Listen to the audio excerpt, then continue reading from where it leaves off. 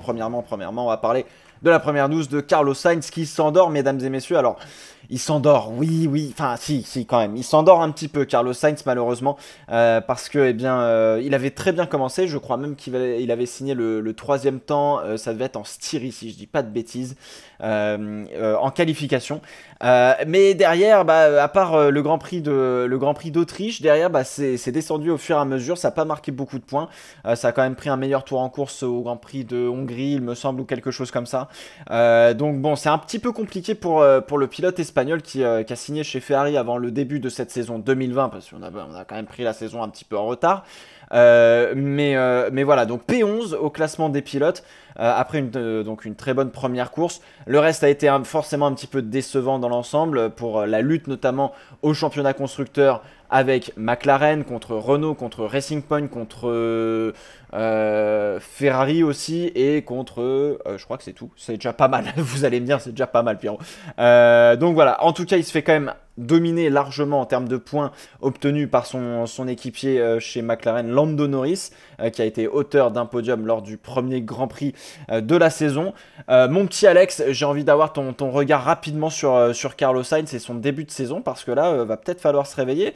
Pour un futur pilote Ferrari, bon, il se met à niveau, c'est ça? Là, on est méchant si on dit ça quand même. Ouais, on est un petit peu méchant, mais on est un peu dans la réalité.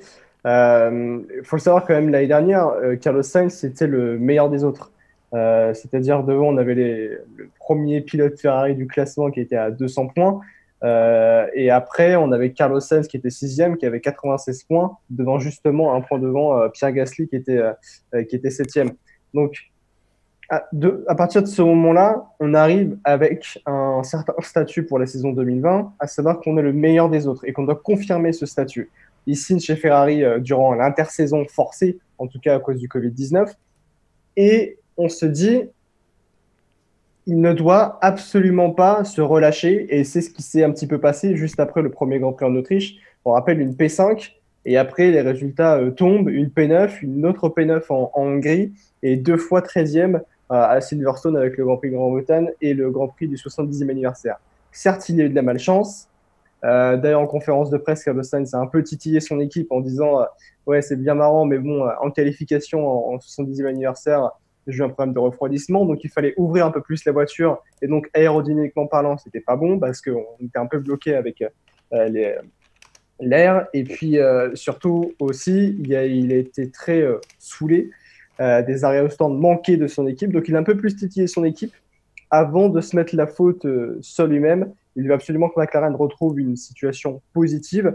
Et ça va commencer en tout cas avec l'Espagne chez lui, même s'il est madrilène et qu'on est en Catalogne, mais bon, c'est le seul Grand Prix qu'il y a en Espagne.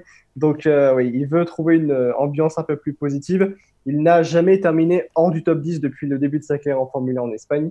Notamment, souvenez-vous, à l'issue du premier tour en 2016, il était P3, trois voitures de la firme Red Bull aux C'est trois ça. premières places, juste après le crash des Mercedes. Donc, il y a un retour, j'ai envie de dire, à une ambiance positive. Et il le dit, Carlos Sainz, on repart de zéro aujourd'hui.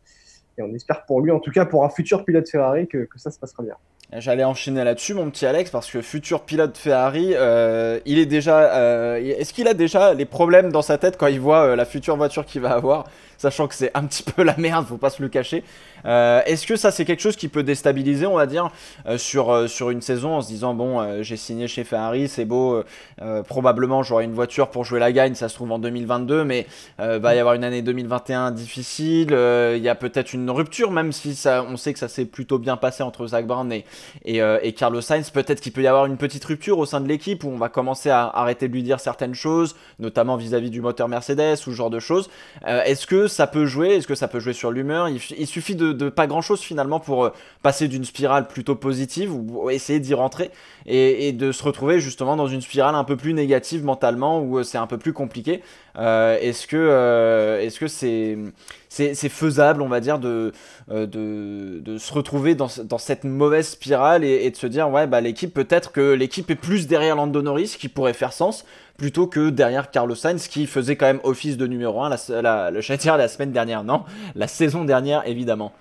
Bah, à l'heure actuelle, en termes de résultats, c'est Lando Norris qui est devant. C'est lui et c'est le seul pilote qui a fait un podium cette saison pour McLaren. C'était au premier Grand Prix en Autriche. Et donc, intrinsèquement, au niveau de la performance, c'est lui pour l'instant qui est devant Carlos Sainz. Et je suis d'accord avec toi aussi, ça fait sens du fait que Lando Norris est chez McLaren pour plusieurs années. C'est un pilote de la filière, il me semble. Oui, ça l'est. Et donc, forcément, on mise sur Lando Norris. Carlos Sainz, il part à la fin de l'année. Et tu parlais du fait qu'il suffit d'une petite chose pour que Carlos Sainz et Zak Brown se mettent en petite tension. Pour l'instant, aujourd'hui, c'est la première fois depuis qu'il est chez McLaren que Carlos Sainz est frustré de ce qui se passe. Au début, quand il est arrivé chez McLaren, McLaren était, je ne vais pas dire au fond du trou, mais sortait de Fernando Alonso où c'était quelque peu compliqué. Et il savait de toute façon à quoi s'attendre. Et puis la fin de saison a été magnifique avec un podium à la fin de l'année et des points, des très bons points engrangés à l'issue de cette saison 2019. Et là, le début de saison 2020 est très compliqué. Est-ce que c'est digne d'un futur pilote Ferrari?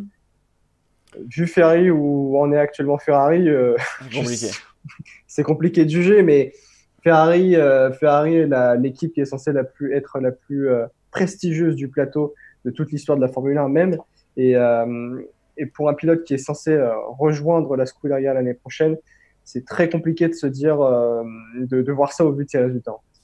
J'allais te dire justement, alors on en a, je sais plus si on en a parlé dans le Fast Morning parce que ça fait quand même le 15e, je me rappelle pas de tout ce dont on a parlé.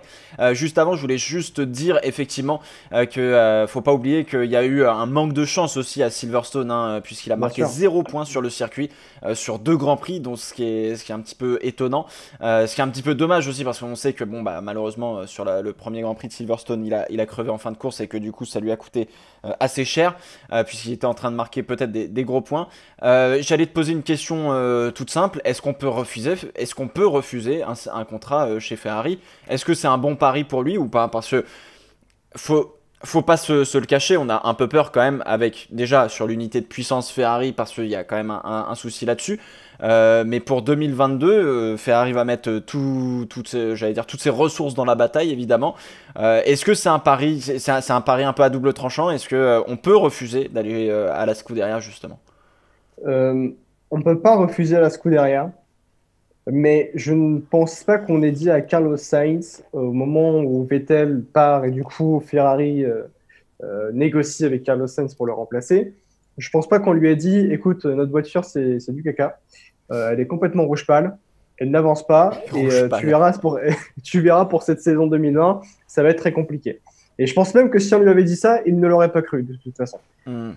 Donc si on lui avait dit ça, je pense qu'il aurait quand même réfléchi à 2 fois, puis après il aurait signé, mais il aurait quand même réfléchi à 2 fois avant de signer chez Ferrari. Donc je pense pas qu'on puisse refuser Ferrari, sauf peut-être Lewis Hamilton. Et Valtteri Bottas d'ailleurs, mais sinon c'est quand même très compliqué de refuser Ferrari. C'est la plus belle écurie de l'histoire de la Formule 1. Bon, dans tous les cas, on sait que Carlos Sainz a suffisamment de ressources maintenant que c'est un pilote d'expérience, évidemment, Carlos Sainz. On sait qu'il va pouvoir rebondir, on en est certain.